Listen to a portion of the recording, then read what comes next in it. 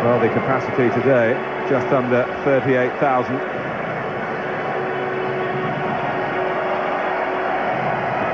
The Celtic side, 5-0 on Monday when Celtic made April Fools of Aberdeen, but Tommy Burns has made one change. Today it's Brian McLaughlin and not Stuart Gray who fills the midfield gap created by an injury to John Collins. Phil O'Donnell also still amongst the Celtic casualties. Yesterday, John Hughes, the hero of the last Old Firm clash from Celtic's point of view with that late equaliser, he badly damaged a thumb in training, but with a strong strapping, he's bursting to play. It's a pretty familiar looking formation that we see from Celtic, and areas to look for. I think that this central midfield area will be tough, it'll be uncompromising, it'll be a real battle and a real area to watch. But I think if Celtic are going to win this game, then they're going to win it from these sort of areas, and that's why when we see the Rangers team, you see that particularly on the left side with McKinley and McLaughlin. Now it's important if Rangers are going to win it that they stop the service coming in from there. I can see 2-against-1 situations happening on both sides. Now the more times that happens, the better Celtic's chances will be, because if they can get the ball up into this kind of area wide and then provide service into Van Hooijdonk in particular, then he could cause problems. There's obviously the movement of Andreas Thom. He'll be moving, he'll be that side, he'll be making runs down the channel, he'll be making runs ahead, all good movement.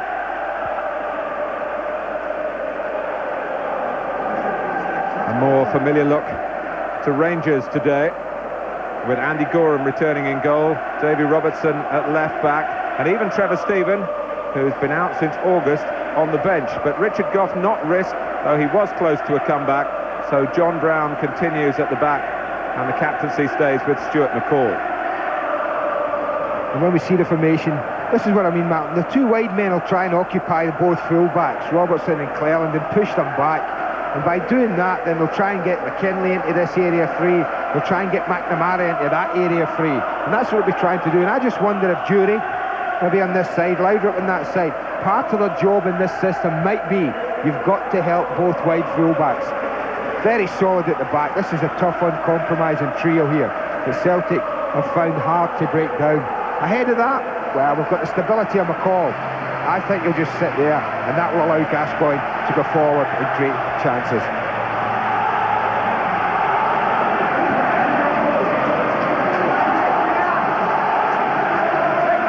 Rangers very much in pole position in the Premier Division, 5 points ahead of Celtic, 5 games to play, and in 5 games against Celtic this season they are undefeated. But Celtic hope that as holders of the Scottish Cup, well, that will provide an extra dimension for them today.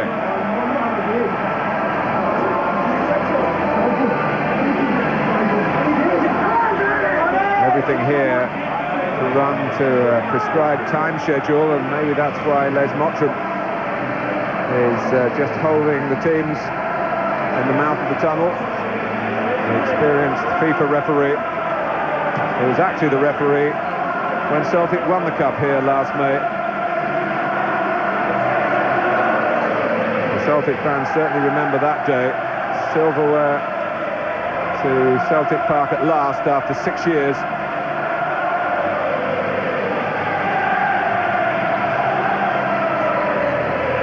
Rangers, their fans will remember that they are the last side and the only Scottish side to beat Celtic this season. 2 blue Old Firm victories back in September, but since then, and it's incredible to record it, 29 matches without domestic defeat for Tommy Burns' Celtic team. Well, that shows you the progress they've made. And just wait to hear the noise as they appear.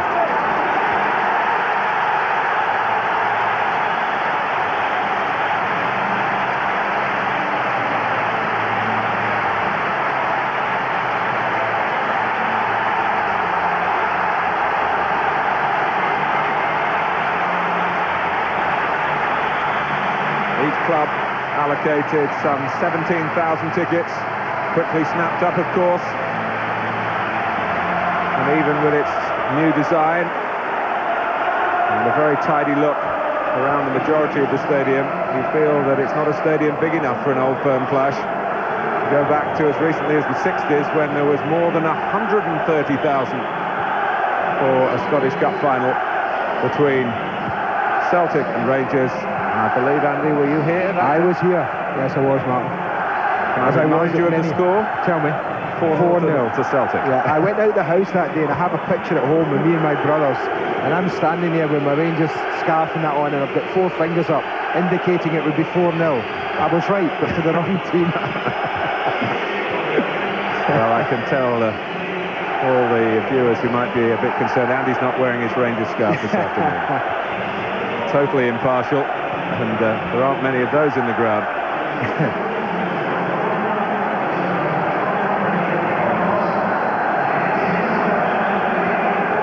It's an occasion the like of which Les Mottram has been through a few times, but it's still an atmosphere really to take your breath away if you're an infrequent visitor to Old Firm ties and the atmosphere. And now Celtic have their huddle, which is a new policy this season, started by Tony Mowbray during his time as a Celtic player, now of course back in England with Ipswich. Messages of inspiration in there.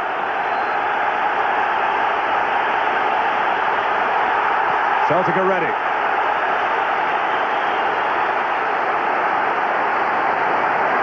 It's 11 months since Celtic last tasted Old Firm success. That was here at Hampden, which of course was their temporary home last season. Rangers would point out that there was nothing riding on the result that afternoon, and when there is, as there certainly is today, their recent record is excellent.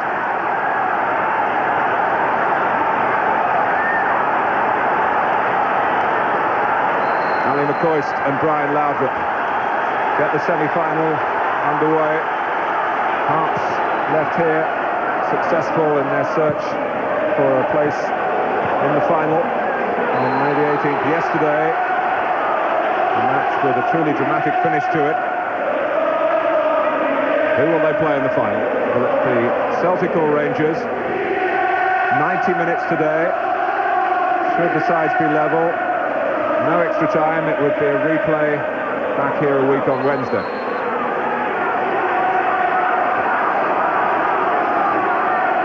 Gascoigne decides to keep it short. Petric had come up for the ball pumped into the penalty area. It was eventually Alec Belland who crossed it.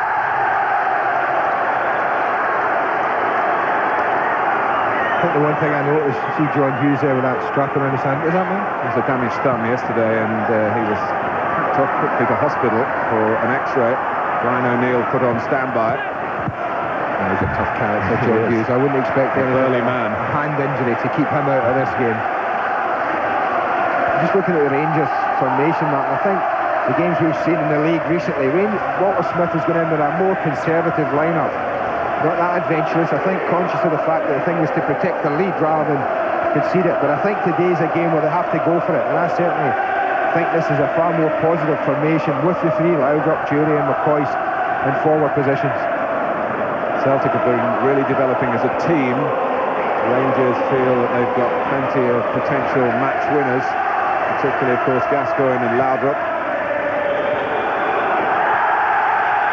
One or two nervy early moments, no surprise in that. All the goals that he scored, Pierre van Hooijdonk with a tentative touch.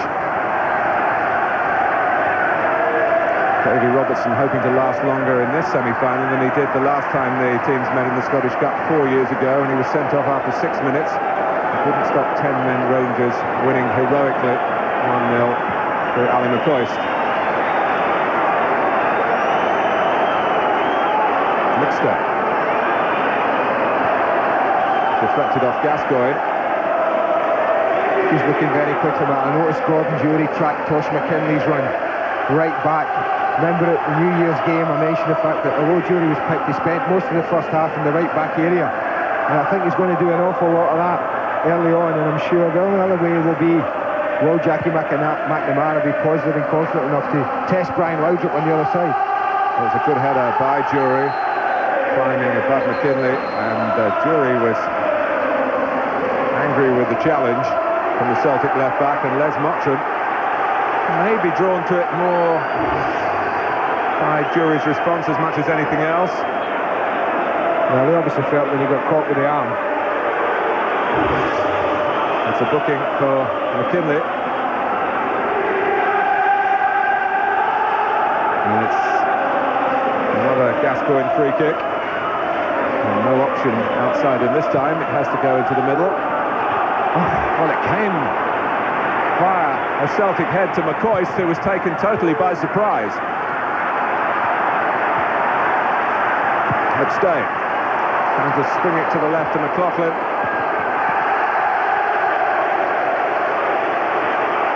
Well, almost half a chance though for Alan McCoist. The ball did take a slight deflection. And I can only think he was unsighted. Certainly drops. It seemed to go through his legs just as it drops over here. It does. It's touched off McNamara's head. Celtic's throw.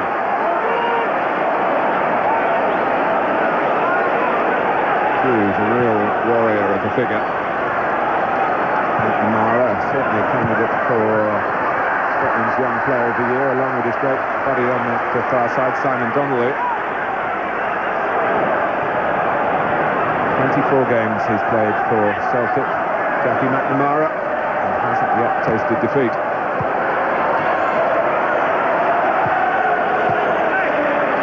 Tom. Here's McStay. And McKinley, who set up 4 of the 5 goals on Monday for Celtic against Aberdeen, really had a match to remember. Not with quality like that though. Not one of these poorer deliveries. McCall.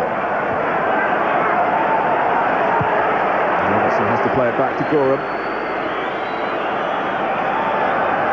Walter Smith pleased to have the natural left-sidedness of Kirby Robertson available in this particular formation. The Rangers manager favours the 3 central defenders. And Cleland down the right, Robertson down the left. Has to provide some width.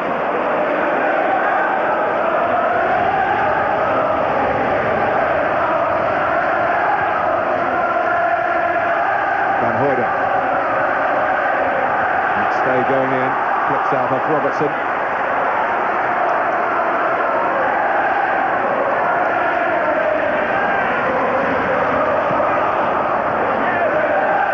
Well, these 2 sets of players know each other so well. You can talk about semi-final nerves, but there's also this tactical confrontation that happens when they go head-to-head. These great Glaswegian rivals. First Chinkapir. As Motton's going to hand out a second yellow card for Celtic, and this one's to McStay. That was clumsy more than sinister, I thought. It's more like a body check on them. A little bit surprised.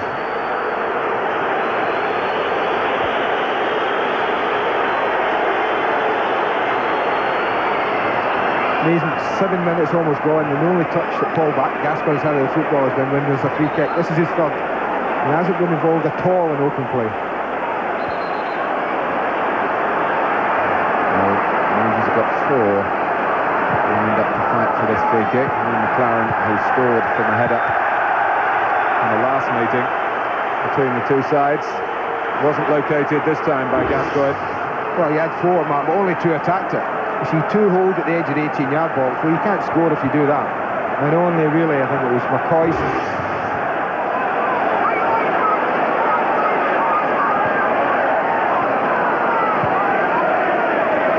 Top. Impeded by Petric. Celtic take the free kick short. McKinley.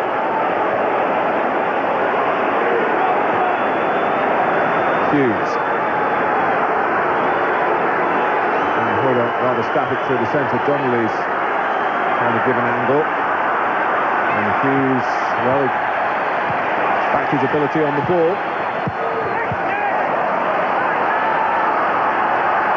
Gascoigne, crossed by Donnelly. I was talking to Paul Gascoigne this morning. He told me how nervous he was feeling, even when he'd been through as much as he's experienced in his career. And on the anxiety. You say he'd be happier now, Mark. He's had a touch of the ball. And Hoydon. Brown, Donnelly was chasing. Peter Grant got a foot in ahead of Gascoigne. Tom Grant, who contributes so much tackling power and strength in Celtic's midfield, but not always so much shooting power. No, he's certainly not around Peter Grant for his goal-scoring ability. A lot of great qualities in him as a player. It's a half-decent setup, very strong side anyway, he's left. And I think every picture tells a story.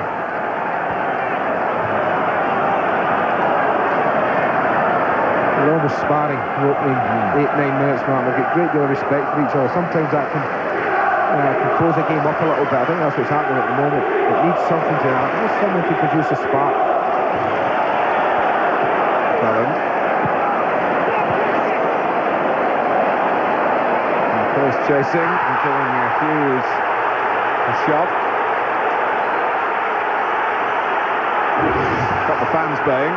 And the referee blowing. You see what Hughes is trying to do. He's just trying to let it run for a goal kick, and because saying, well, you're not going to get it cheaply, you're not going to get it easy. It's a little nudge, it's nothing more.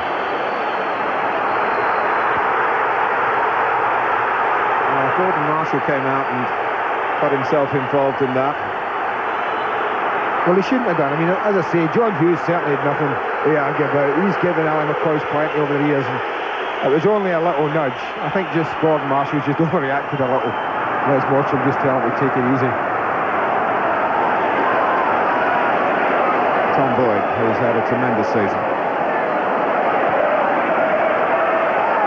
Jury doing his defensive job against McKinley. I'm sure he'll look for opportunity to take McKinley back into his own half.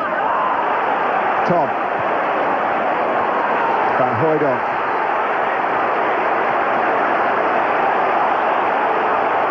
Gascoigne coming to terms now with the pace of the early moments. McLaren.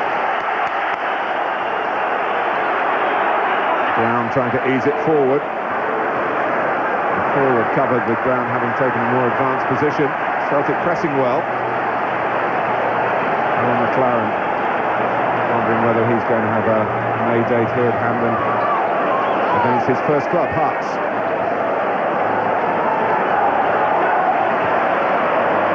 Gascoigne. That's a very committed challenge by McKinley. Gascoigne applauds him. Now whether that was genuine or sarcastic wasn't totally clear. I think genuine respect for a good clean challenge. That's what it was from both of them. I felt sorry for the ball on that occasion.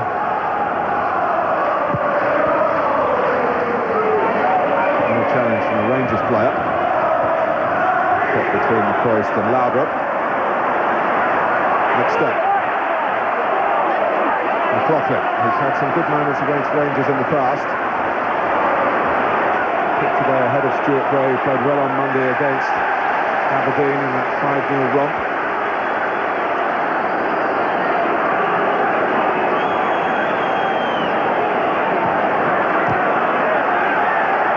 And there's the Jury again taking on his defensive responsibilities.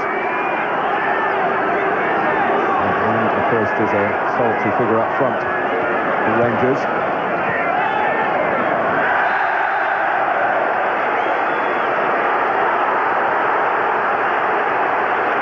Well, it was either a Rangers throw or a Celtic free kick, and it's been given the latter.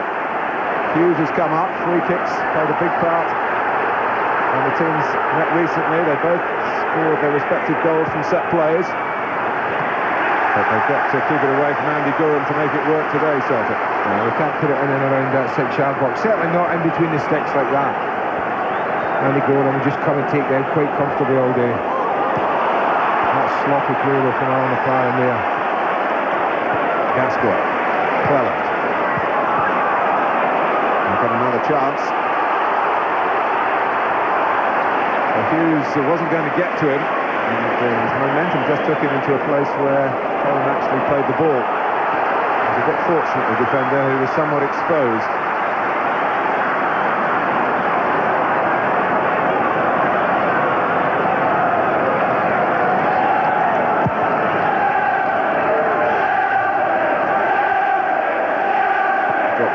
McKinley's way. And on the way of Tom. Put up from Brown. Parted Andy Tom's hair. Yeah, bounces Tom. Small player up to just nod this on. That's a free kick. It's dangerous play. I think we'll find John Brown's name goes in the book.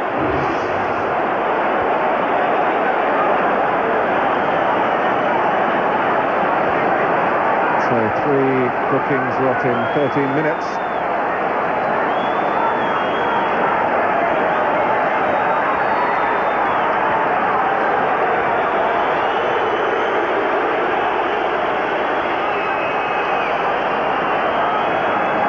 And a lengthy stoppage for the injured German.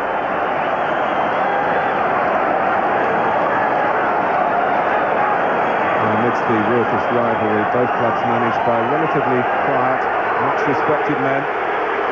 Tommy Burns and Walter Smith both share strong competitive instincts, never more so than in matches such as these. And a different perspective on the early moments here. Tom, what a reply that would have been. That's beaten Andy Gorham. He's absolutely beaten. That's on target. Gorham's got no chance. Whether it takes him by surprise, I'm not sure. He should have expected. He's been beaten before this season by Andy Tom, but you can look at Gorham. He's gone the wrong way. He edges right. There he goes, and he's totally flat-footed. And 2 foot lower. Well, that's given Celtic the lead. McCoist. Back it goes to Marshall. McNamara.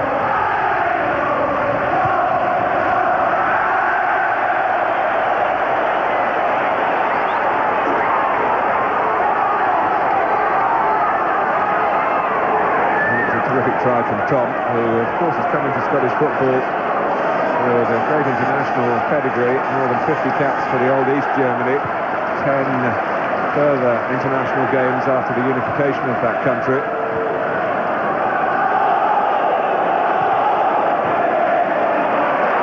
McCoist, who reached 50 caps for Scotland, of course, last month, and celebrated it with a winner against Australia. He might be celebrating here. He's going to get a talking to from Rose Mottram. Well, it's been bitty the opening 15 minutes. He feels that it was a free kick. There was maybe nicked from the back there by Tom Boyd. The referee just told him to get on with it. He was quite right. But the game's been bitty. It's been broken up by quite a few free kicks. Stopped and started. Far too much to get any fluency in it at the moment. The 6th meeting between Celtic and Rangers this season. The first 2 were won by Rangers. The 3 since then have been draws. Gascoigne, McCoist. He's got Laudrup with him, but McCoist goes on himself. Ali McCoist, in the end, tried too much. Well, you're not going to get an opportunity than that. Great run by Laudrup initially to create the opening. Gascoigne spotted where the ball should have been played and delivered it perfectly.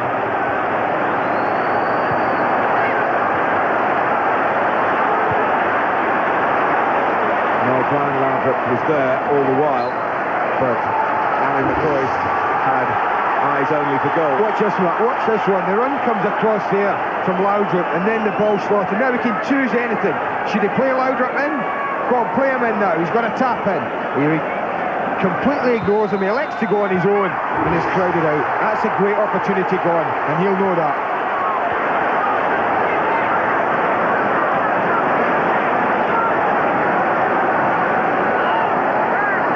Brian Laudrup will be best pleased with his team that ignored him there.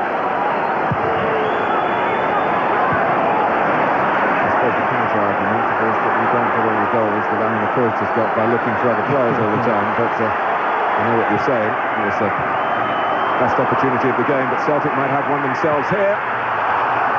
And it was the fight for the right to get the shot in. It came from McNamara. Well, that's the best 2 minutes of the match we've just had. The great shot from Tom, the chance from McCoist, and this one from McNamara. John Brown just gets a little bit caught. It's a nice ball fed back to the edge of the box, but he never looked comfortable in taking the shot. He was always under pressure. Petric and Welland, who won the Scottish Cup medals for Dundee United against Rangers a couple of years ago. Hasn't been a great competition for Rangers back to the beginning of the 80s. I think they've won it twice in 14 seasons, the Scottish Cup.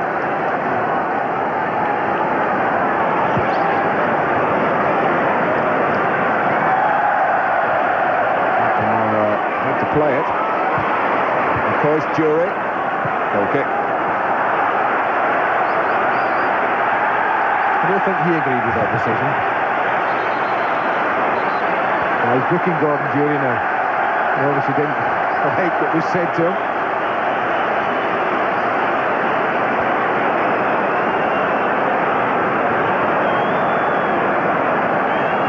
And he calls the caution count to 2 apiece.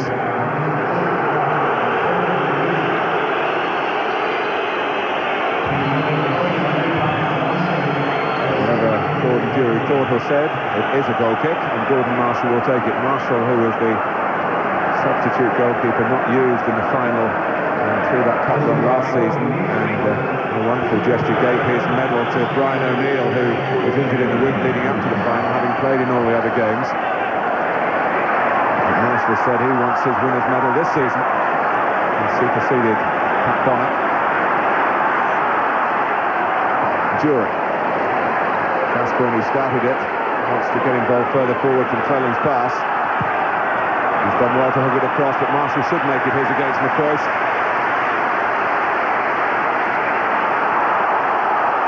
McStay. Van Hooijdonk. He's got another chance. Oh, almost through for Donnelly. Jury. Now Petric. Gascoigne. Both sides getting good work from their forward players to drop back behind the ball to stop a considered build-up in the respective sets of defenders. Another factor why the game has been tight and tense to this point. Rangers have had a good opportunity, and Ali McCoy couldn't take it. And Hooijdonk into the space behind McLaren, but too far ahead of Tom. There were just signs, Martin, in the last 5 or 10 minutes. I think the last 5 that the game is beginning to open up a little. Rangers are beginning to get Gascoigne on the ball. It's been noticeable he's been behind the 2 best moves, although he didn't make a very good job of that pass.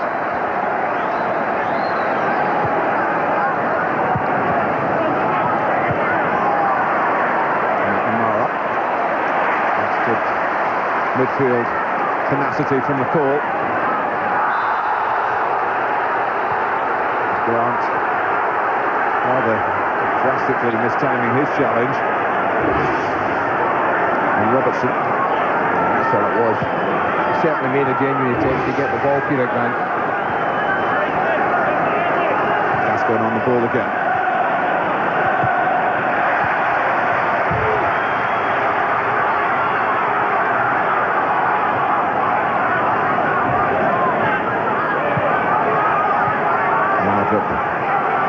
Leaving the ball for Robertson.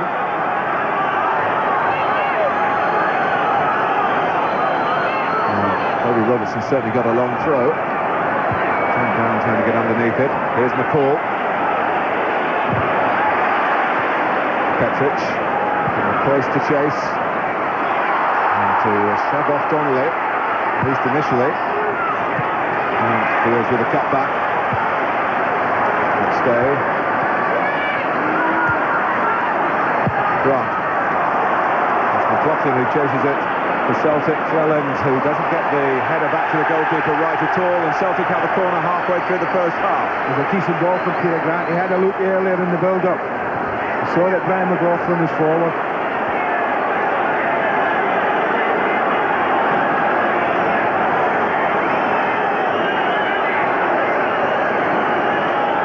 McKinley takes the corner. Infringement spotted even before the ball arrived.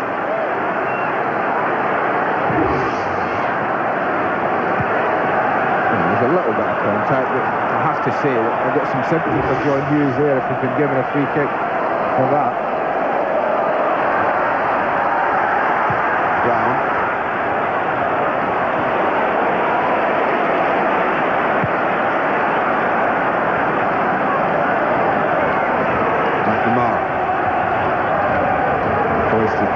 across to his immediate passage. So Celtic have to think again. Can't involve either full-back at the moment, like they like to do. Forrest is watching McNamara, Jury has looked to this side to watch McKinley. The Rangers have been very organised when they haven't had the ball. They're saying to Celtic, we know where your strengths are, we know where we're putting our players, and up to now they've been very disciplined.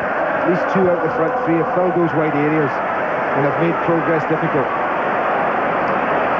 It's been a match in midfield to this point. McLaughlin. That was Boyd who got a foot in. McKinley, another defender, was well in advance as well. Gascoigne gets Rangers out of trouble.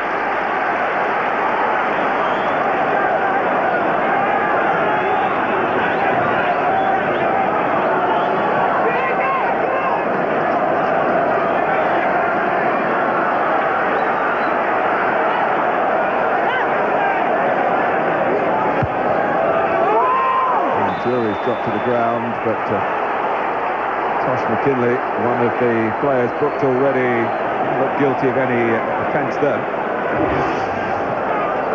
I think it's just a clash of heads. Surprised it was a free kick, man. Whether it was Les Mottram just drops the ball, I'm not sure.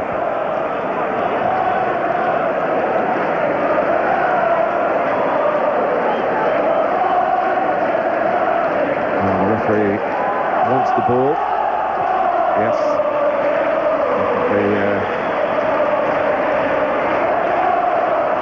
A contrived drop ball. Allowing McLaren to play it upfield, and the game will officially start again from here.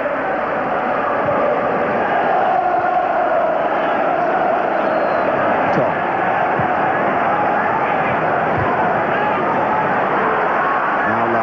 Oh, Gascoigne didn't expect that at all. He turned his back. Todd. Held up by McCall. Donnelly coming infield, takes over. Van Hooydonck's offside. But there was a look of a cutting edge about that Celtic attack. That was better movement. Lovely takeover here.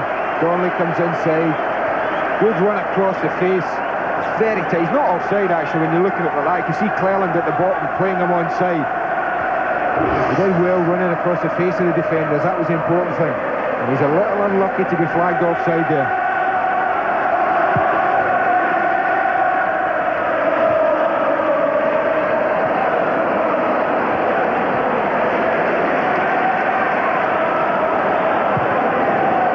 That's Boyd's pass. Donnelly trying to put some pressure on Robertson.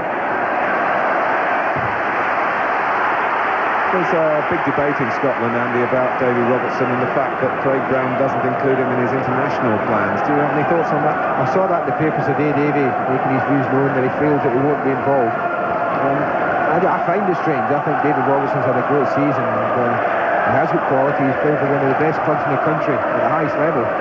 Yeah, and it is strange that he's not involved in Craig Brown's squad. Point out, Scotland have done so well in qualifying for Euro 96, but with the under-21 and their equivalent competition, the under-21 team are through to the semi-finals. It's a great feat, and here's Cleland.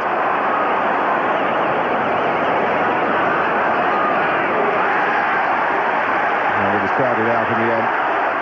McLaughlin, but Rangers won it back well forward, and Celtic couldn't play their way out. McCall sorted up. And of course to FA Cup final with Everton, scored 2 goals in 1989, so Liverpool scored 3.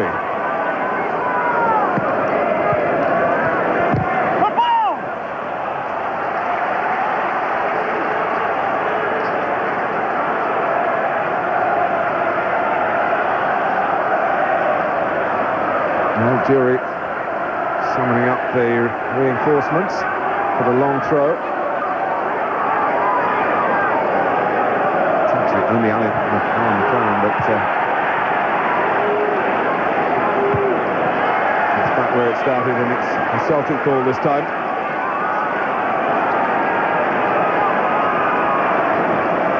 dealing with a game here of very narrow margins.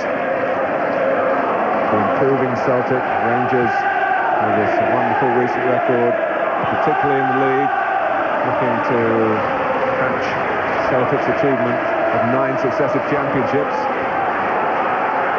And Tommy Burns isn't very happy. He was down at the dugout, and Les Wattson's going over to have a word with him now. But he wasn't happy at all with that tackle on Tosh McKinley.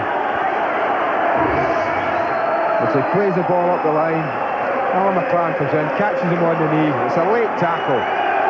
He's got a good view of that from where Tommy's standing, and he's every right to be upset with it.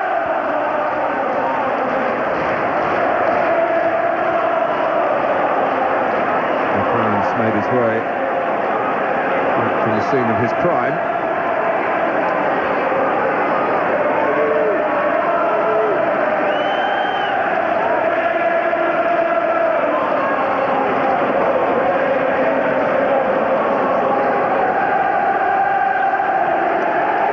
Celtic making a little bit of progress down the touchline.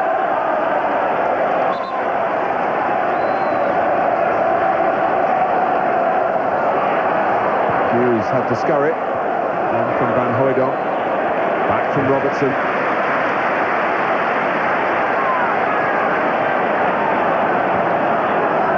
For you on Sky Sports tomorrow night on Monday Night Football. A very big game for Newcastle United at Blackburn. Blackburn, the only current Premiership team that Les Ferdinand's never scored against. So I wonder whether that might change tomorrow. Toon Army will hope so.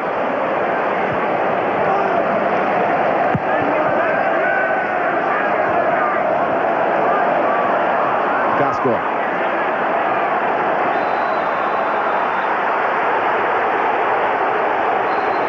Well, the foul it wasn't the worst foul of the game. Free kick to Rangers. Gascoigne's got to move it back a couple of yards. John McLaughlin. McCall. Now Cleland.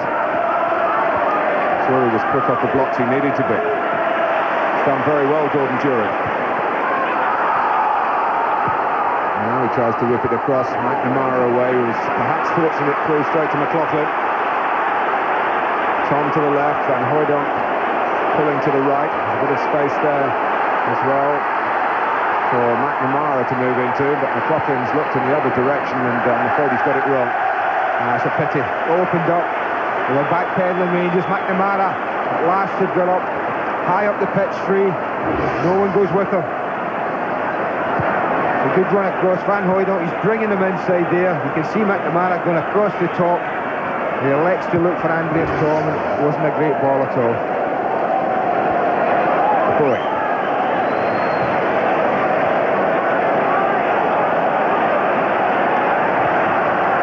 Van Hooijdonk, now they can involve McNamara here. Tom going for the running to feet, and Van Hooijdonk as well.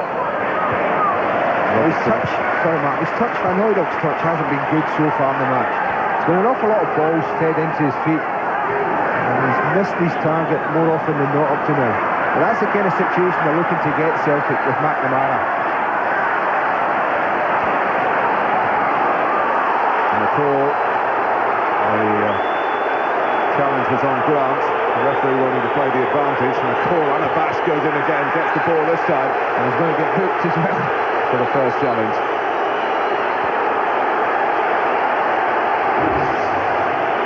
This is a one, this is a booking.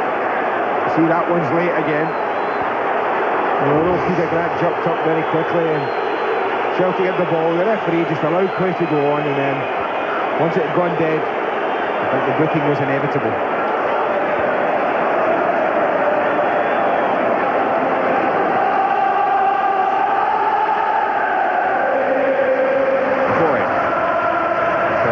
Players on the disciplinary tightrope.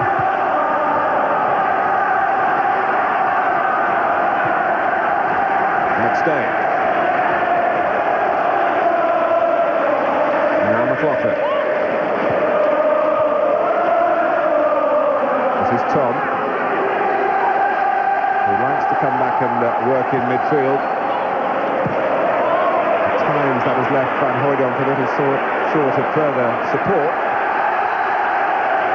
Both teams have found real difficulty in breaking down either defensive unit at the moment. It's quick thinking at the throw from Gordon Jury and from Laudrup to receive. But the ball's gone out. He's such an elegant player, Brian Laudrup. At times it looks out of context in a match such as this one, which has all been hurly-burly to this point.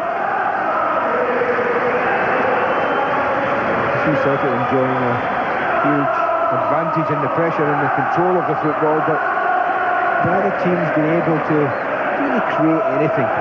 Rangers one chance from the Foyst, and Celtic with Andres Tom shot from about 25 yards, the two best opening. Gascoigne, pass Boyd, behind Robertson though. He's a little aggravated with himself. It's been typical of the first half though so far.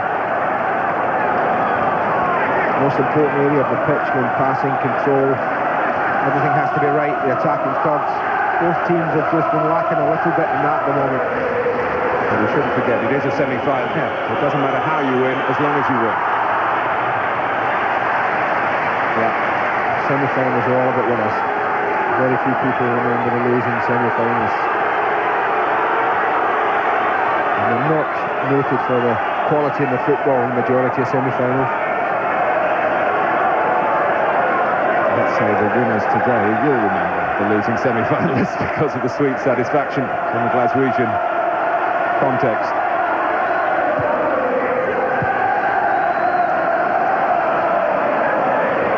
And no hard and fast conclusions to be drawn from this game at this point, except that the two great rivals are very well matched. Gascoigne trying to change that in favour of Rangers. Cleland. Wants it square of Gascoigne. Something a little bit more ambitious, and it was to McCall.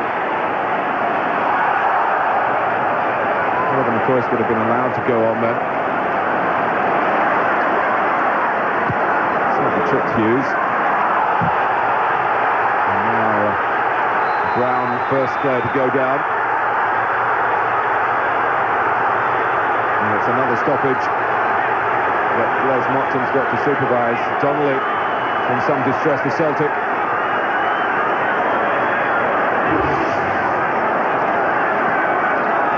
Well, I think this is the first one when John Brown just gets caught, just nicks in front of Pierre Van Hooijdonk. I don't think there's an awful lot this Celtic could do. He makes an honest attempt, I think, to go for the ball. He's just fractionally beaten to it. And then there was a crunching block tackle that involved Donnelly and Gascoigne.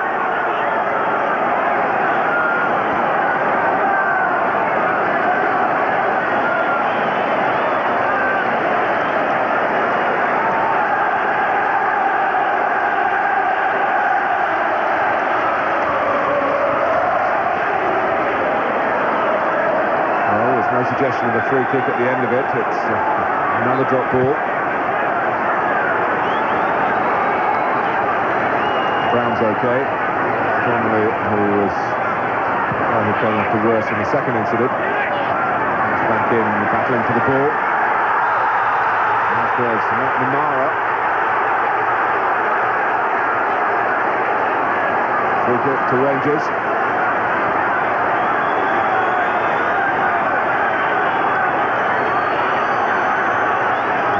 Count rises. It's 0-0 at Hampden.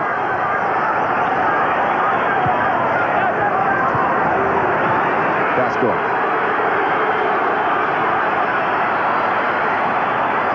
For Jury, for Gascoigne, he's taken it on, and it lacked only the finish. He's been the one player in a blue jersey who's looked to be an absolute genuine threat. This is a magnificent run. Forceful, positive. He gets the return and he's a little lucky. He's on the stretch. Didn't quite cushion it near enough his body. Van Hooijdonk. Now that's a strange decision as well. The linesman's 5 yards away looking straight at it. The referee's about 30 yards away. And he gives the decision. Well, he saw Van Hooijdonk fall. He gets caught. Good spot there, eh?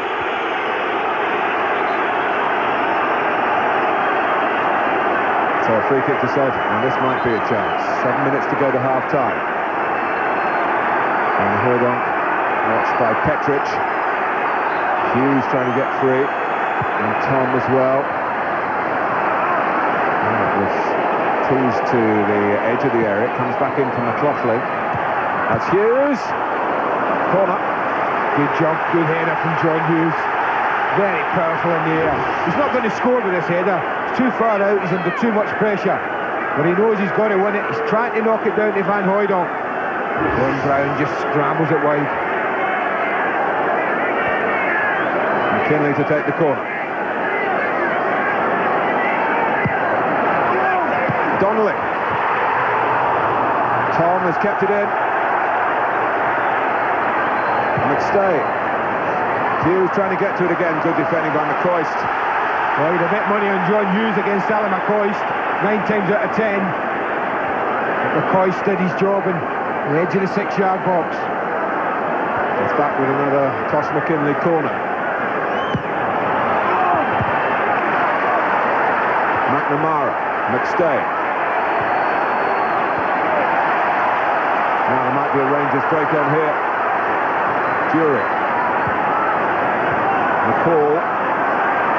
Robertson sprinting with him. And he might win the race here against Hughes. Davy Robertson round the back of Celtic. And Alec Cleland, the other wing-back, was trying to get into the penalty area as well. McKinley. And suddenly it's Rangers who have to do the chasing. And there's a ball on wide if they change the play. Donnelly.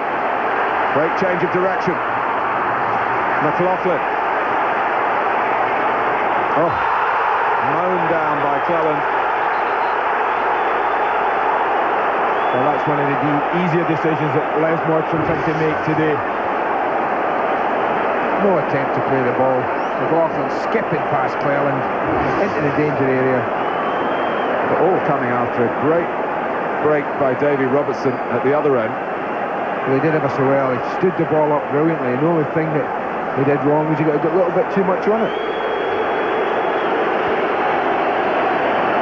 It's the fourth Rangers caution of the first half. The half that's still got 4 minutes of stoppage time to run.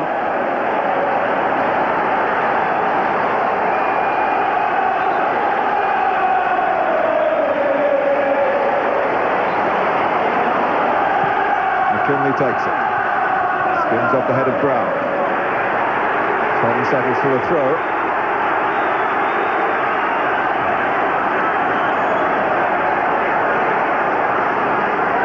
Rangers had everyone back, but just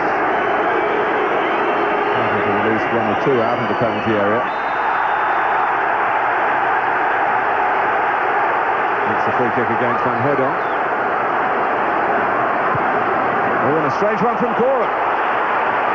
Caught McCall out. And the goalkeeper puts up the hand of apology. McKinley, danger not over to Rangers yet. Because Tosh McKinley was on the ball in a wide position, and that can spell trouble to the opposition. It didn't that time. I'm a bit surprised he didn't cross it earlier. He's every right to be holding that hand up. He has every right to be saying to his goalkeeper, don't do that. Talk about playing from the back, but that was very reckless from Andy Gorham. Doesn't make many mistakes, but that was one of them, and he wasn't in the end punished for it.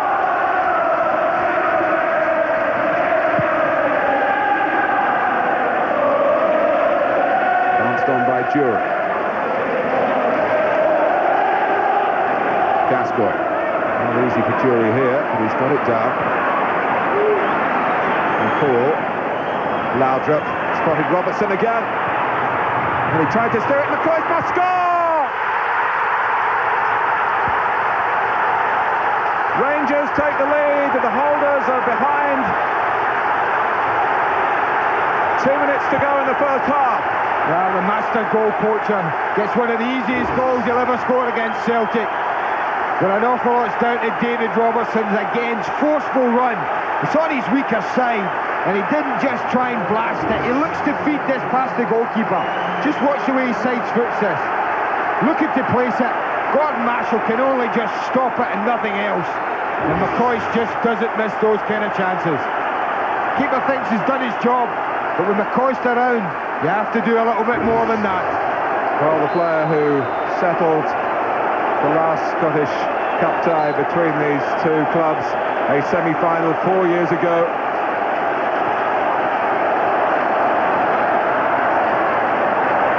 He's given Rangers the advantage here, and it was made by a player who has good cause to forget that particular match, Davy Robertson. He was sent off before McCoist scored, before the match had even really taken shape. And he's had a say in this semi-final of the right kind. Loudrick, play on. Well, the game needed a goal desperate from either side, just to bring it to life. It hadn't really caught fire at all. McLaughlin. Well, Donnelly just put on the brakes for a second, and when he started to get going again, he wasn't going to catch it. It was a great run from Robertson for the goal marker, but what great vision from Loudrick, who had a little look and just played a one-touch pass to him.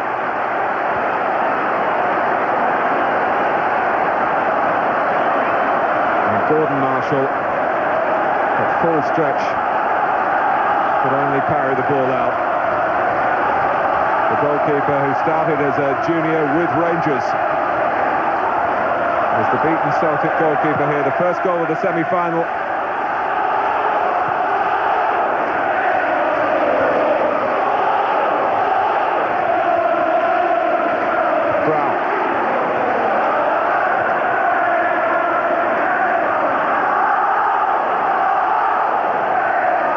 Here's McCall. Certainly the first half of few chances. Two of them to McCoist. And by the law of averages, he was going to take the second one.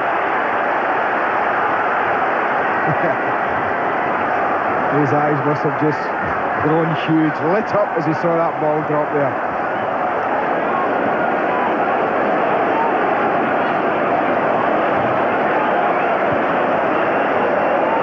Jury. Here's Cleland.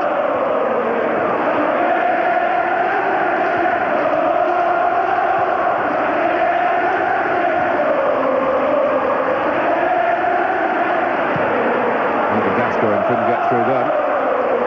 Tom on to Grant. Rangers have got a problem with Donnelly on the outside. It's all about their picking the right options. There were one or two available to Donnelly. That was the hardest option, man. I couldn't see the thinking there. He's not going to score playing a ball there, but Tom had pulled to the back post completely free. Well, at half-time in the Scottish Cup semi-final here at Hampden, one goal, the man with the Midas touch, Ali McCoist. After a bitty, at times bad-tempered match to that point, Andy Tom came close with a streamer from the edge of the Rangers penalty area. But Celtic, a goal behind. Right now, let's rejoin our commentators here at Hampden, Andy Gray and Martin Tyler. Thank you very much, Richard. Ali McCoist, who scored his first Old Firm goal back in 1983 and has managed at least one every year since then. Rangers had so much to be grateful to McCoist for. Celtic must be fed up with the sight of him. Celtic have made a substitution. The Dane Morten Weghorst is on for the second half in place of Brian McLaughlin.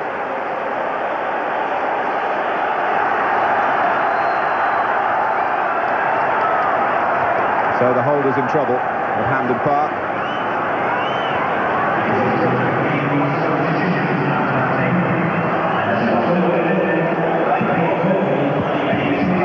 What will Rangers' policy be in the second half, having got the lead in such a tight game?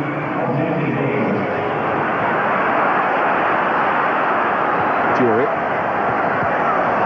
And Boyd rather picking up some of the tone of the first half. With a tackle into the back of McCoist. It's improved, isn't it? It's a needless free kick Tom Boy's giving away. Alan McCoist's not going anywhere. He's facing the touchline. Just needs to stand his ground and hold him up. Alan McCoist might have the physical pain, but he's inflicted the mental pain on the opposition to this point. Looks like Tommy Burns is actually going to go for it this half mark. I notice that Simon Donnelly is playing certainly central. And it looks like he's said to Donnelly, Tom and Van Hooijdonk, well, you occupy the three centre-backs of Rangers, try and get in amongst them and cause some problems. Because as we saw at half-time, with 3 attempts at goal, none on target, and haven't really tested them. McKinley. Van Hooijdonk, the 26-goal man, has been disappointing.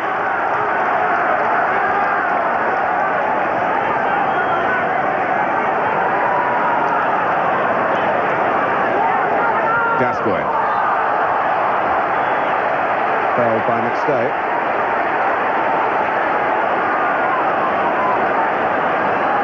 Well, the change of philosophy from Tommy Burns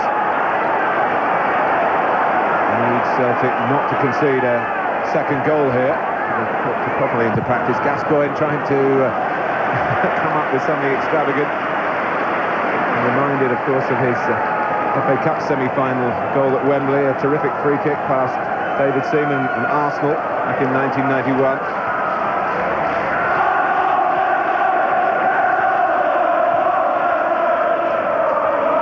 Hughes. Now Boyd. Top. Lots the ball delivered to feet. McKinley hoping it will stay in play. And it's a corner for Celtic. They did keep it in, but they didn't produce a good delivery into the box. It was very easy for Petric to deal with that.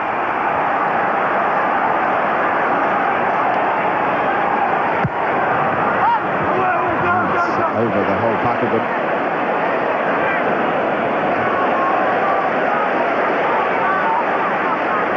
And it's seen off by Gordon Jury. And race to reach that corner, which was really overhit by McKinley.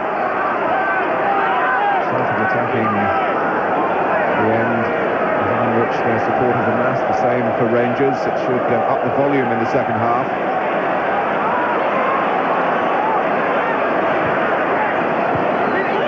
McNamara couldn't deal with it. Back to Hughes. Paul wanting to really dwell on the ball.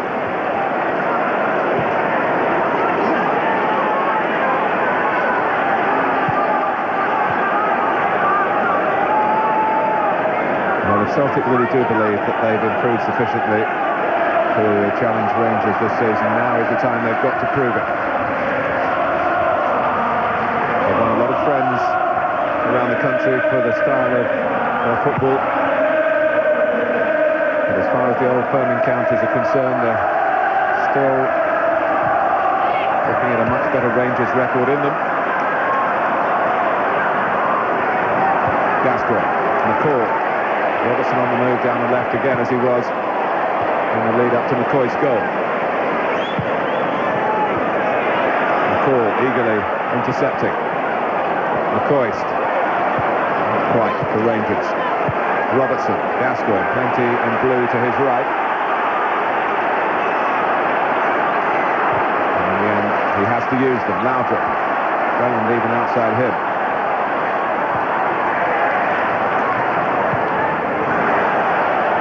Laudrup. Oh, it's a lovely ball for Gordon Jury! Well, what a chance to put the game beyond Celtic. Gascoigne's furious with him. I think he feels he should have squared it. Well, I've got no argument with Gordon Jury going for goal. Again, it's a super ball from Laudrup. Look at the way he just looks. He looks to be coming across, now he just reverses it. Celtic not out in a line. And really, that's not a great strike from Gordon Jury. Got time. Take it, pick his spot, and he just blasts it wide. Really could have killed off Celtic.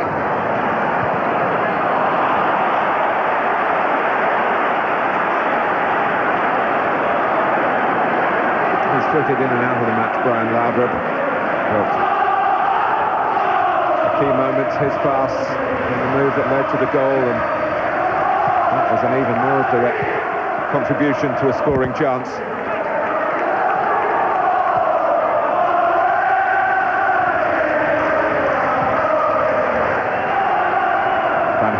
He did get a flick this time for Donnelly.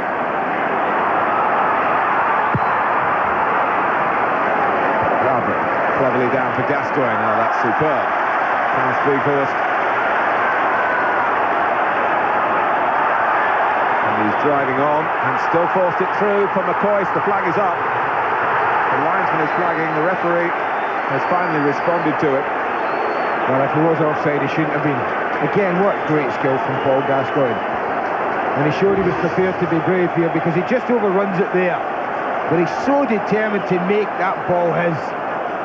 3 Celtic players around him, you can see they're just fractionally offside. Oh, his first season in Scotland, and he has meant so much to Rangers. For all the yellow cards and disciplinary problems that we've read about, the ability that he brings into the Rangers team is of such a level. He's maybe slowed by collision at the end of the last surge forward. If it's a blue spy, it might be a bit hard to run off. Boy, Gascoigne still able to manufacture a tackle. Tom picked the ball up quickly for Celtic. McNamara. Now McStay. It's beyond Robertson. McNamara claiming a deflection, but the linesman had a good view of that, and it's a goal kick.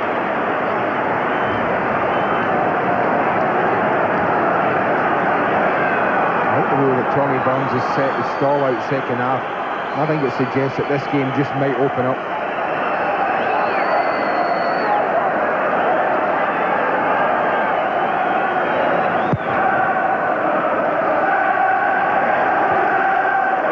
McCoist.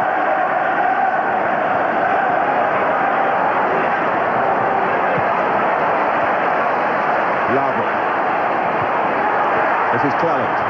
He's gone to the near post. Marshall able to make a comfortable catch as McCoist made his way into the centre as well, and a good throw from the Celtic goalkeeper for Donnelly.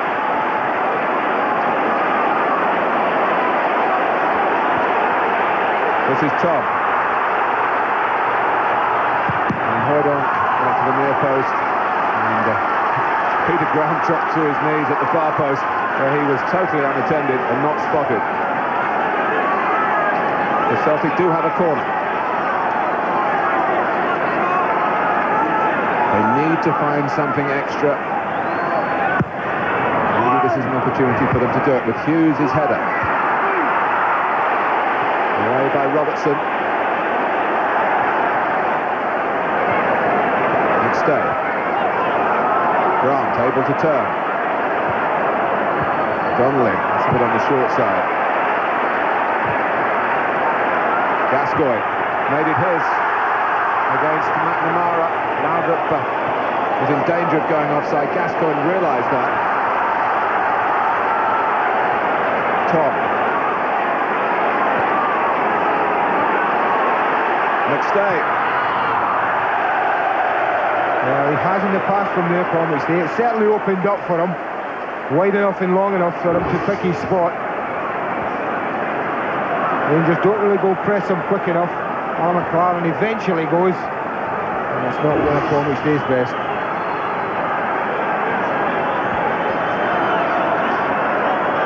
Gascoigne's had to come off for some treatment.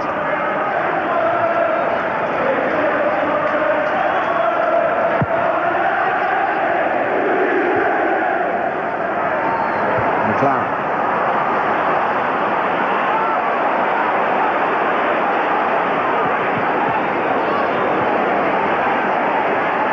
Grant. Boyd.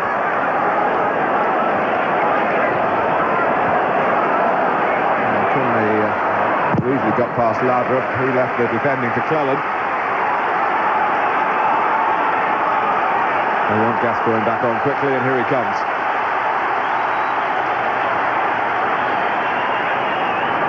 McKinley trying to kid the referee into giving Celtic a corner then. And that means something from the throw with Van Hooydonk.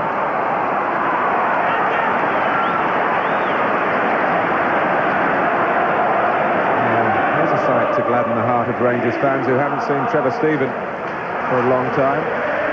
But with the greatest respect to Trevor, if it means coming on for Gascoigne, there'll be mixed feelings.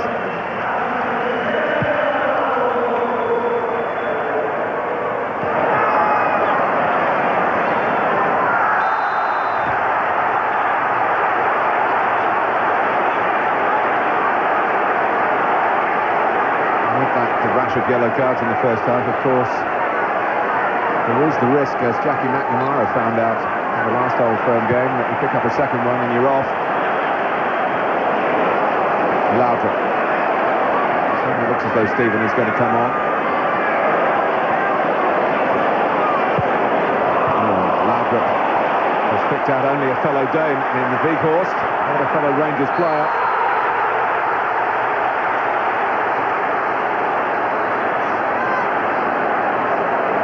It's not just happening for Pierre Van Hooijdonk today.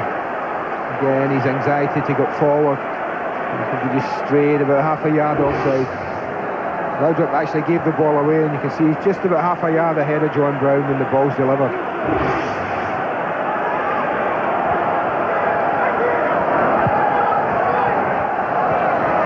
Jury.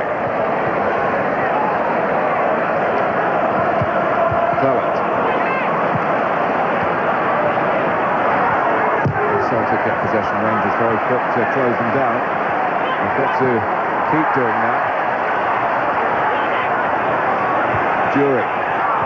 Didn't quite get there, McStay did. And that's a great ball up to the feet of Tom. Good work by McCall.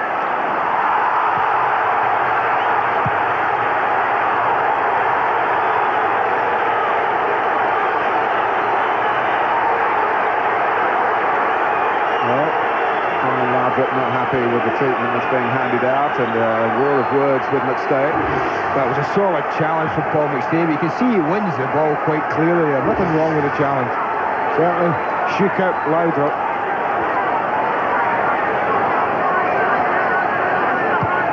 Matson had a very good view of it, and he wasn't perturbed at all.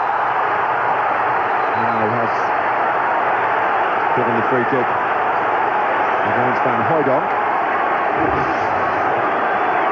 There's no arguments about this. Just hacking away at the back of Gascoigne. Forwards challenge.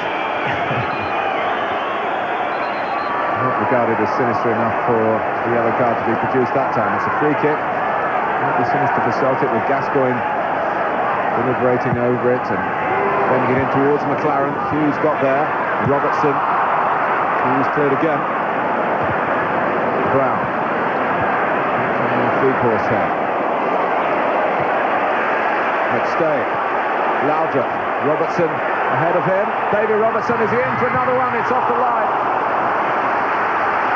Tom Boyd. Well, the Celtic's rescue. They look to do what McCoy's did and just roll it in.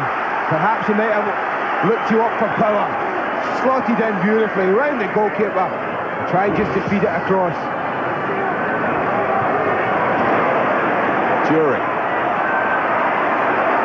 Needs some help. It's there from Cleland. Petric. McCall. All the while Laudrup was loitering on the left, and back to McCall again. And the first didn't get there, but it wouldn't have counted. Management the flag.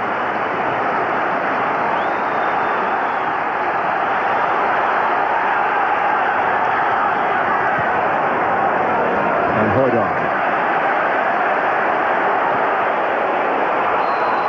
They're just not able to build off the big Dutchman at the moment, Celtic. No, he's not having one of his better days. It's as if he's got those red boots on the wrong feet.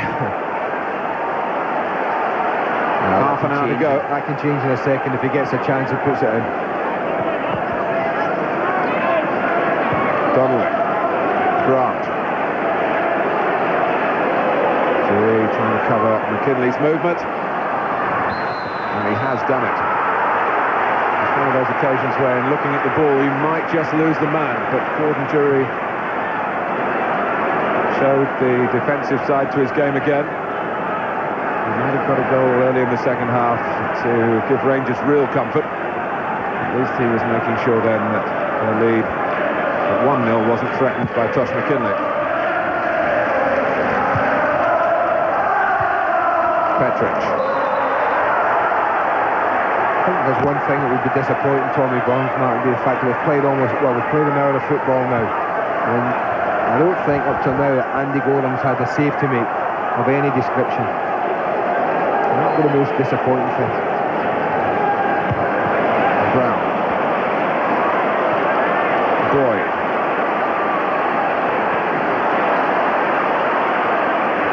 Stay competing with his own player to get to the ball, Peter Grubb.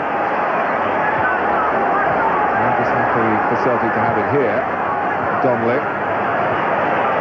With Grant again.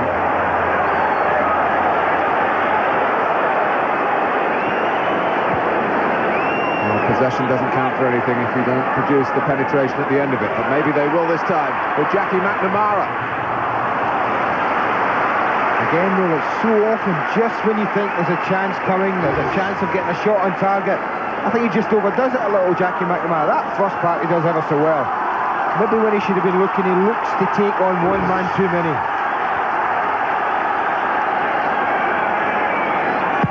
McKinley bends it in. Grant didn't control it straight away. Van Hooijdonk! Well, it looked as though Celtic's luck and Van Hooijdonk's luck might change then, because the ball just rather ricocheted through to him. Yeah, it just takes a deflection there. It sits up quite nice, spinning viciously, but it's certainly there to be hit. Typical of his performance today, he didn't make a very good job of it.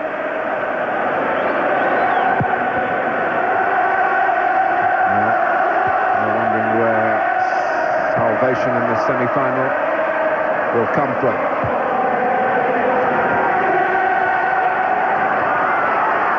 Gascoigne. Grant with a clever turn, but he needs some help from Boyd. McStay. Well, McNamara, Robertson was just a little casual then, he thought he would get the ball easily. McNamara still giving him problems. And Robertson did recover. Fine touch from Laudrup. Celtic have got to be very aware of the threat in the Rangers counter-attacking.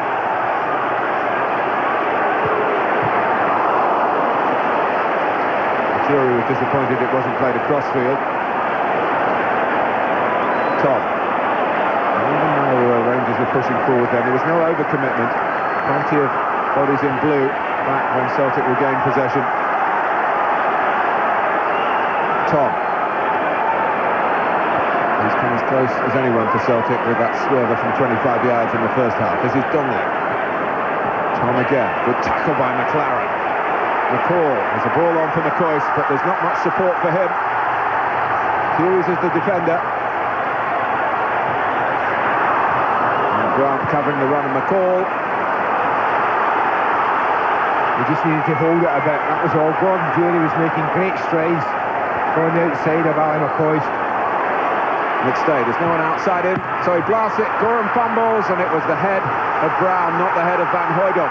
Well, it looked pretty straightforward, didn't it? He hit the shot straight at the goalkeeper.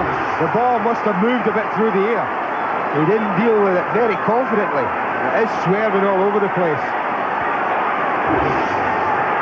It's a Celtic corner.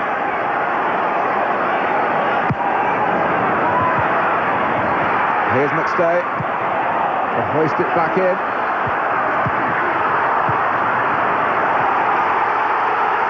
Weghorst beyond the far post, trying to head it back into the danger area.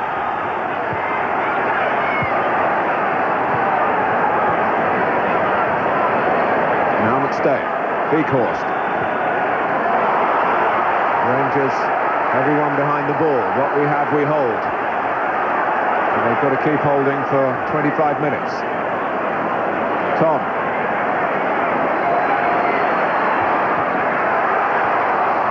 McKinley. Another Celtic corner. Now this is what they need. They need to sustain a bit of pressure. They need to ask some questions.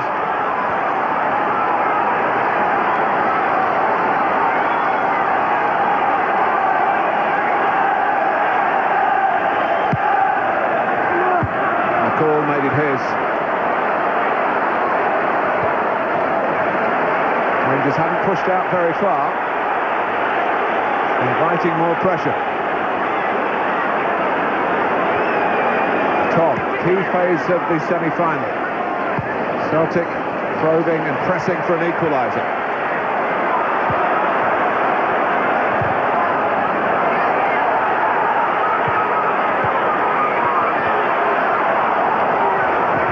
And Rangers at least able to draw breath at the throw, whether Walter Smith might be thinking about making a change. Jury, Laudrup has sprung clear. Brian Laudrup past Marshall, and Rangers feel they've got 1 foot in the final. Well, that's a wonderful calm finish from Brian Laudrup. Super build-up, a great break from Rangers, and they really, well, I think they've killed Celtic off now. 1 touch from Gascoigne, a little touch from Laudrup, 1 touch from Jury, and then it's all about Laudrup. Whether there's a question of offside, we don't know, but the finish was one of sheer quality. Gordon Marshall, he elects to come out, and that made up Laudrup's mind. It was a lob over him, and for a man of his quality, well, was there any doubt he was going to achieve that? It's what Celtic feared, the individual potential in the Rangers attack. So first McCoist, then Laudrup.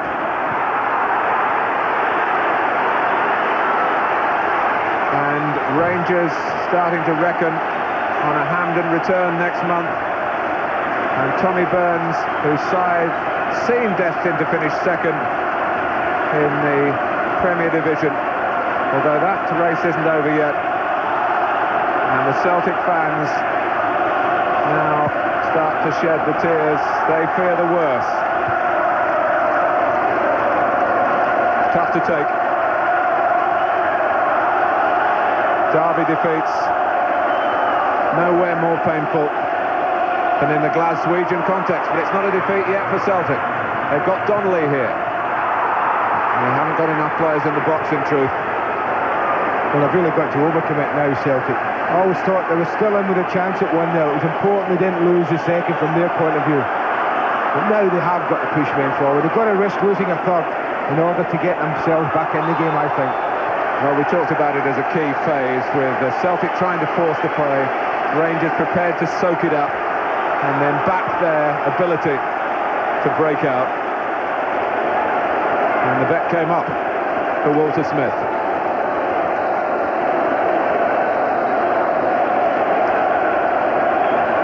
And it's Laudrup again. And Robertson. McCoist, Jury, I'm sure, screaming for it.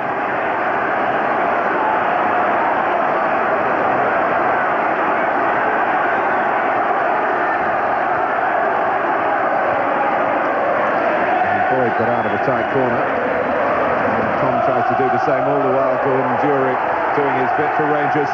So I don't think there's any value in Andres Tom being back there, Mark. I know it's great to see, and at the best of times, in normal circumstances, you'd be saying great, but I think you should be leaving that to someone else, either in his back four or his midfield, and he should just be committing himself to being up front.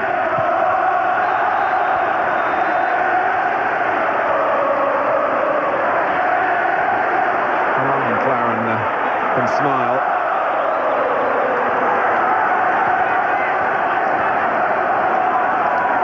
Weghorst is told to calm down.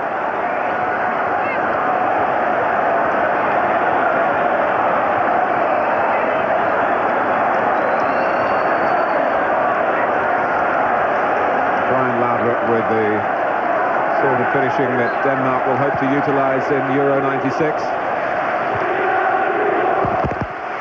Sort of finishing that Rangers haven't seen too much of this season overall, with an injury or two to deal with. It's not been quite as dramatic as his first season in Scotland, but it's certainly been a dramatic contribution in the context of the Tennent's Cup semi-final. Whistle's gone.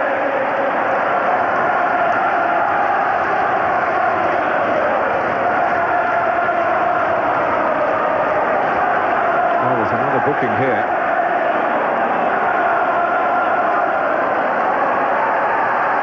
Weghorst, who was spoken to a moment or two ago. Convoy trying to intervene. Just, I think, to clarify proceedings. And it's a free kick. The Rangers can almost relax over Gascoigne. At least they've sent Petric up. And he doesn't quite get there because Hughes hasn't lost his concentration.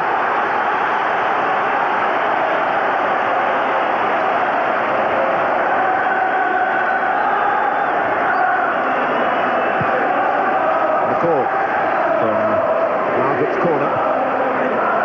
Margaret got back onside as Gascoigne fed him the ball again. Donnelly can't prevent the cross. Petric had stayed up there. It's only just too high for him at the far post. Yeah, Brian Laudrup looks like he's enjoying this game now. And no surprise after the part he played in the goal. Takes that really well. It's a difficult ball. But the goalkeeper did make up his mind. He's got the ability to do that. And this is what it meant to Walter Smith.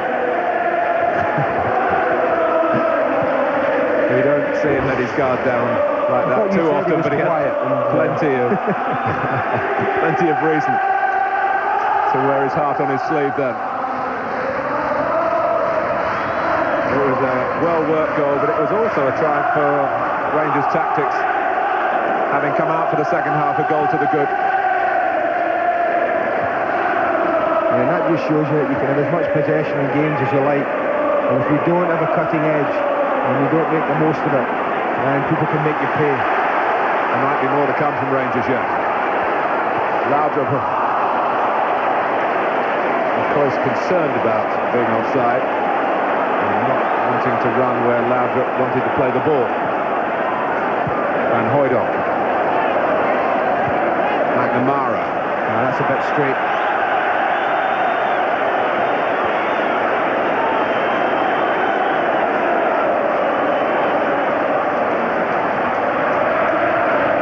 Much difference in the attempts at goal, and a vast difference in how many have been put on target. Certainly one Celtic man who certainly troubled Andy Gorham through the power in each day's effort. But when Rangers scored from a rebound off the goalkeeper, Celtic couldn't reply in kind.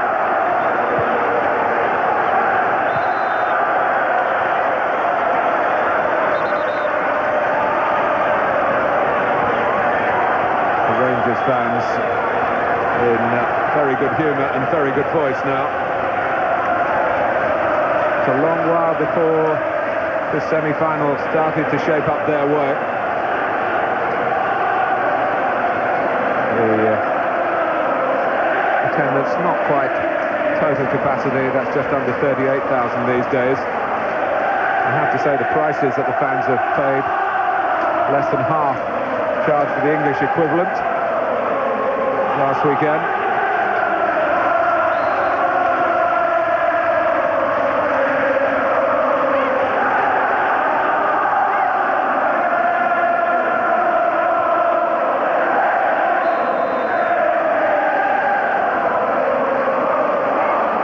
Well, it's going to take something truly dramatic here for Celtic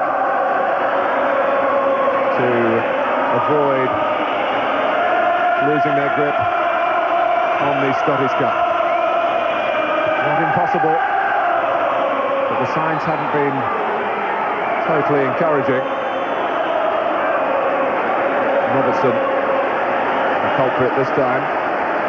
And if something's going to happen for Celtic, it's going to happen very quickly. Somebody's got to produce something for them, something out of the ordinary, something unexpected. Or someone's going to have to make a mistake and Rangers defence to give them a chance. For 75 minutes, I think Tommy Burns will feel that Rangers have coped quite comfortably with what Celtic have had to offer as an attacking force. That's been the major difference in the sides. There's been the cutting edge of both sides. Walter Smith's side has had that cutting edge. Tommy Burns' side up till now hasn't. Well, now Celtic badly need someone to get their head on this free kick. And maybe this corner. And Gorham, who came out to try and fielded the ball in from McNamara. Staying down. He's not the biggest of goalkeepers, Andy Gorham, and when he comes into traffic, there is a chance that he's going to get thumped. He does run into Gordon Petric. That's where the clash comes.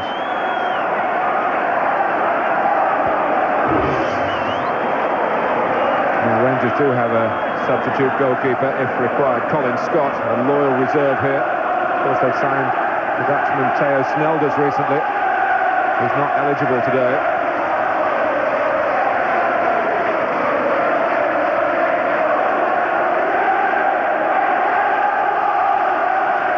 Hasn't had too many opportunities, Colin Scott, but he's there if required.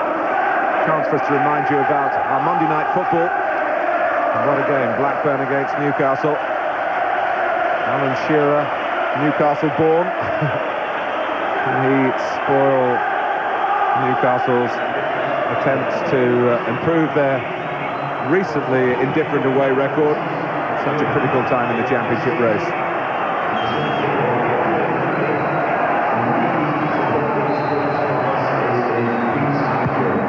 McKinley takes the corner. McStay. McNamara. And Gorham, if he was shaken, will be pleased that that came close enough to really stop any Celtic player coming in with any hope of reaching it before the Rangers goalkeeper.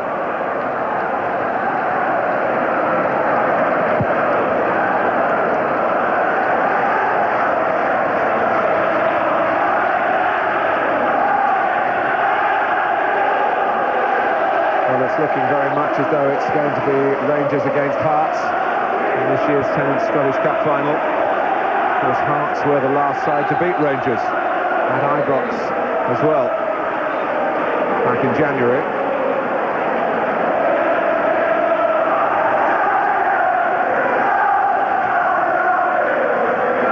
And Celtic's 29-game unbeaten streak in domestic competition, looking as though it's going to be cracked here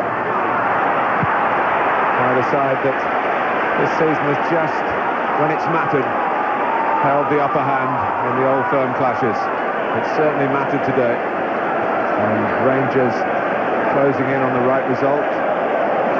Trevor Stephen looks as though he's going to play a part again. A comeback that will mean a great deal to him and his followers.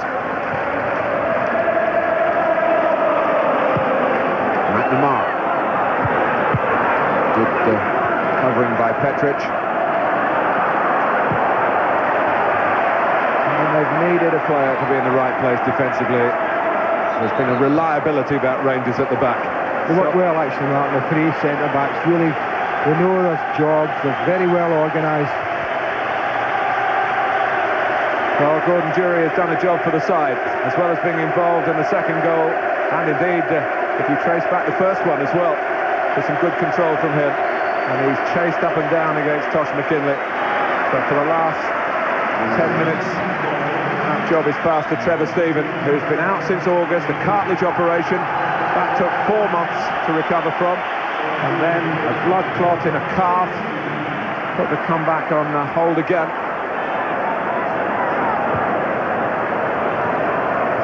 McStay. That's McLaren in the way.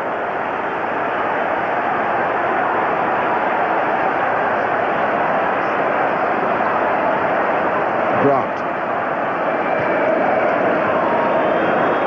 This is Donnelly. Now McNamara. There's a little bit of holding earlier on by Robertson, but went unspotted. And Rangers break out here through Robertson. And perhaps in the end a certain amount of justice that Marshall was able to get it and the Close wasn't able to have a chance.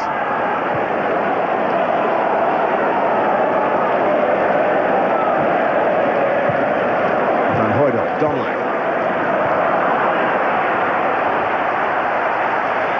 I think that's typical of what's went wrong for Celtic today. Just at the last minute, the final pass, the final ball has just let them down too often today.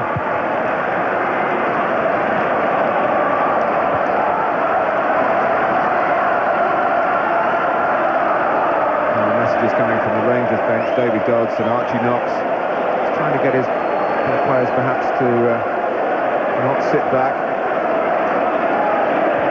Just the risk if Celtic get one, then the nerves really would be rattled, and there might be another one, and Van Hooijdonk has got one! So Celtic not out of it yet. Well, it's moments like that that change semi-finals. He's been virtually anonymous for most of this game, Pierre Van Hooijdonk, but he's got a striker's instinct, and this is a much better cross in. Probably the best ball that anyone's played in from Celtic today. And when it's in there, you want someone on the end of it. Van Hooijdonk puts himself across Alan McLaren, and that's a super header past Andy Gorham. Just glides it in, no power, just glides it into the corner. And what an interesting end to the game we have now. Well, the big man with a big scoring record, who has not played a big part in the game to date, has set up a big finish.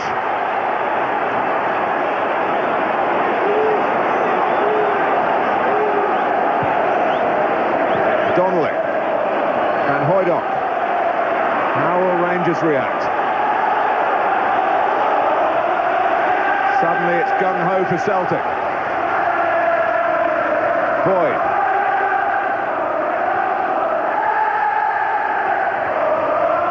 Grant. They're within range again.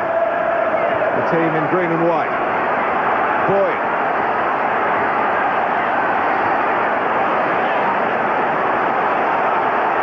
Here's McStubb. McKinley. Trevor Stephen, the substitute.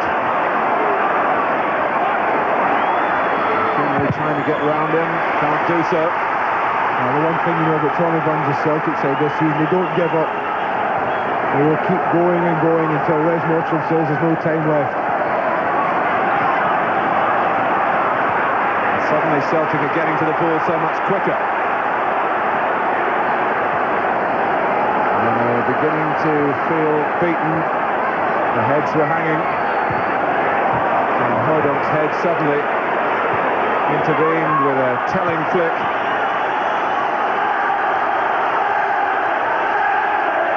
Weghorst.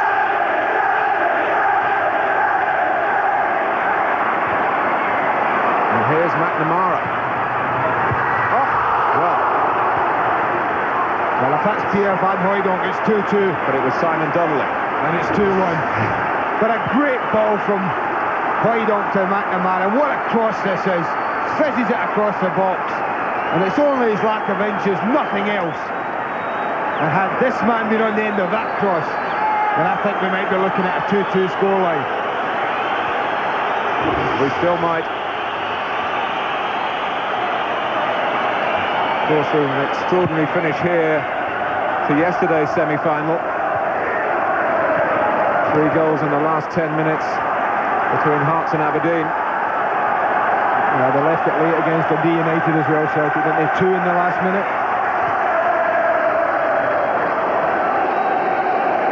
Quite right.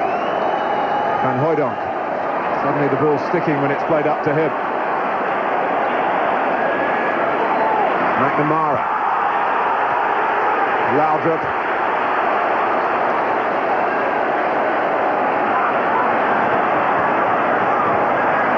Stephen. He was caught by McKinley. But he got back to dispossess Donnelly and make up for the mistake, but Celtic had the throw.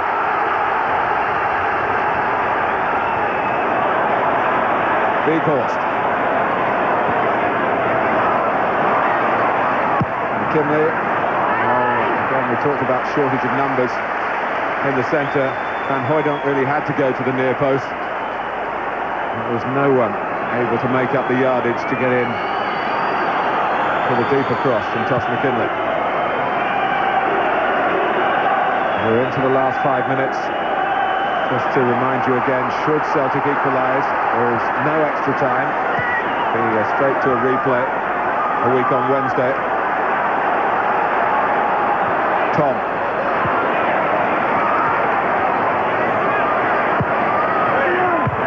That's away by McLaren. Gascoigne couldn't keep it. McStay. Van Hooijdonk. Right on the edge of the area. And determined play by Davy Robertson. McStay. 4 minutes to go.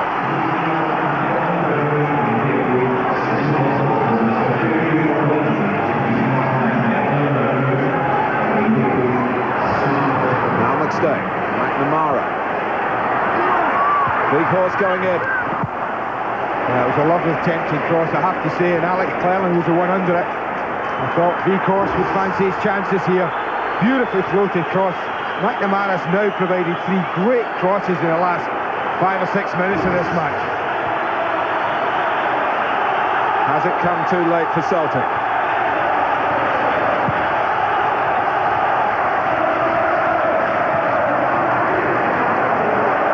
Hughes. They want Marshall to get it forward quickly. He's waving players upfield, although Peter Grant dropped for a short collection, played a matter of yards to his feet. Now he's got to try and join in midfield. The spin behind McLaren, and Donnelly will reach it for Celtic! Was that the moment? Well, full marks to him for seeing the situation so quickly. And all he does wrong is he just puts a little bit too much weight on the ball. It's in behind now, McLaren, just lift it gently and your team are level. Just gets a bit too much weight on it. He gets it over Andy Gore. Unfortunately for Simon Donnelly, he puts it over the bar as well. That's a real let-off. Well, as a spectacle, the match has certainly improved as it's gone along to this climax in which Celtic are still trying to close the gap. That seems to be the story of their lives, closing the gap on Rangers. Andy, man of the match. Well, it's not been a classic and there's not been many brilliant performances. One guy, I think, who from start to finish has really put everything in, worked his socks off and said, play well.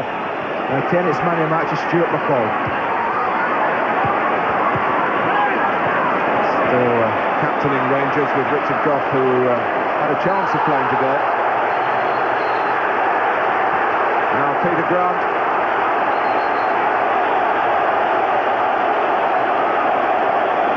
He's moved away, and Les Mottram's had to go a long way to caution him. Whether that will try the referee's patience even further.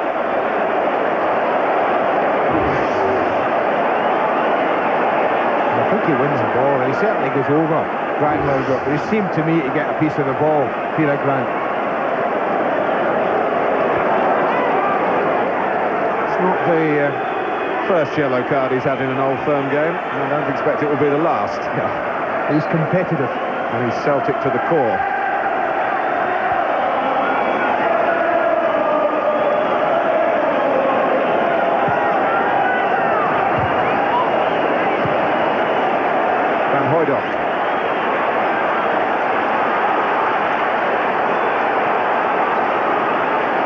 Grant, Vikhorst, Van Hooydonk running to the right. Vikhorst unable to settle quickly on the ball thanks to the attention of Stephen, but McNamara's cross, it hits Trevor Stephen, and Donnelly settles to the corner, although John Brown wasn't settling for it. Well, it's all or nothing now. This needs a good delivery. Tosh McKinley's come all the way across with his left foot. The one thing he must do is put it in an area his teammates can attack. Give them a chance to score. That's the order of the day. The 90 minutes are up.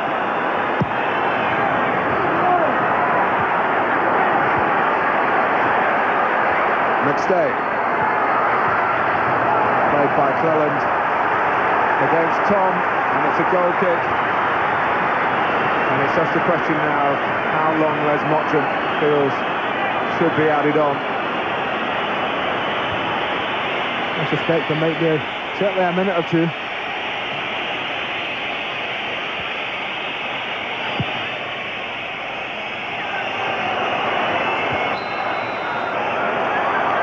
Free kick to Celtic.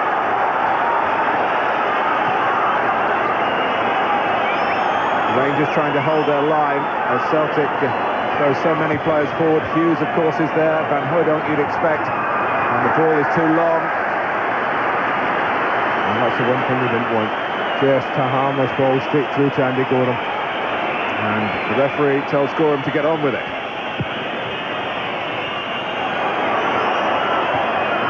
McCoist.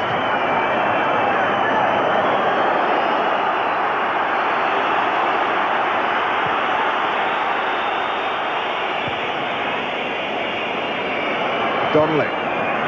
Van Hooijdonk. Recourse chasing. Whelan kept his eye on the ball. Nice touch from Trevor Stephen in the circumstances. Got it out of play, well away from the Rangers goal.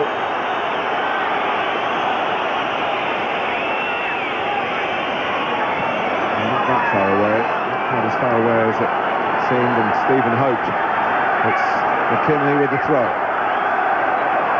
minutes of stoppage time play. That's just got to go in the box. McKinley. Hughes. Good tackling back from McCoist. Gascoigne rather brushed aside that time. McStay. Well, just for a second, it looked as though he might be able to stride on and end this semi-final sensationally and take us to a second game. It doesn't look as though it's going to go that way. Grant. Still maybe time for one more Celtic attack.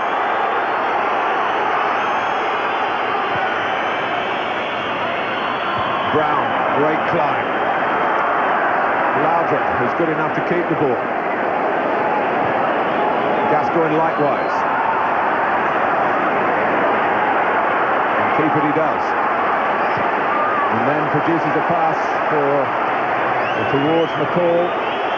Marshall wastes no time.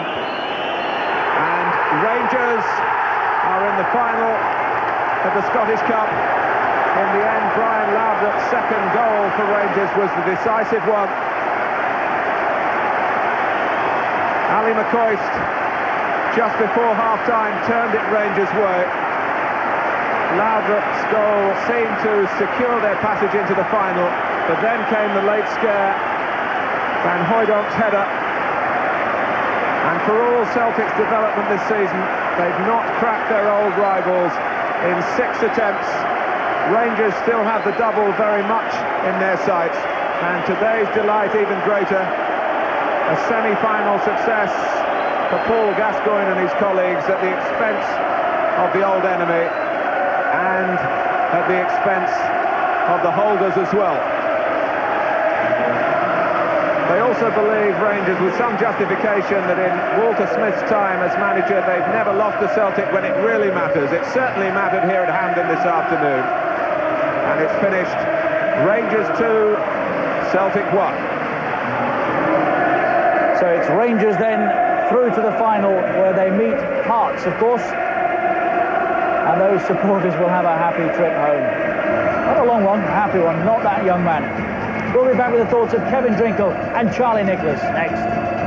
Pictures starkly sum up what an afternoon it's been for Celtic and those supporters. A disaster for that young man, beaten, not just beaten, but by Rangers in the semi-finals, and they are absolutely delighted. McCoist and Brian Laudrup, Van Hooijdonk with a late goal for Celtic, which raised the spirits at the Celtic end, but it wasn't to be. The cup holders are out, and Rangers march on towards a double. Final score at Hampden Park, 2-1 to Rangers, who only had 6 attempts all afternoon, hit the target 4 times and scored with 2. 10 attempts from Celtic, on target just twice. Look at the corner count. And the bookings, 8 in the end. 4 apiece. 31 fouls. Possession 60% for Celtic, who got through once, but it wasn't enough. OK, we'll get the thoughts of Kevin Drinkle and Charlie Nicholas in a moment. First of all, let's go pitch side with Dave.